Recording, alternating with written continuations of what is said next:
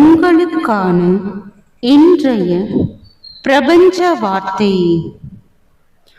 நீங்கள் விரும்பும் ஒன்றை நீங்கள் பெறாமல் போகலாம், ஆனால் உங்களுக்கு தேவையானதை நீங்கள் எப்போதும் பெறுவீர்கள்.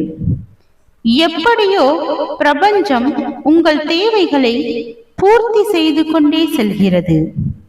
இதை நீங்கள் புரிந்து கொள்ளலாம், புரிந்து கொள்ளாமலும் இருக்கலாம்.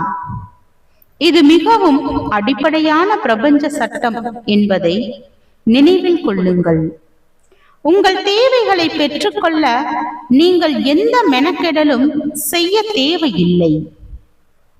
நீங்கள் விரும்பியதை கற்றுக்கொள்ளத்தான் பிரபஞ்சத்திடம் எப்படி கேட்டு பெற்றுக்கொள்ள வேண்டும் என்ற யுக்தி தெரிந்திருக்க வேண்டும்.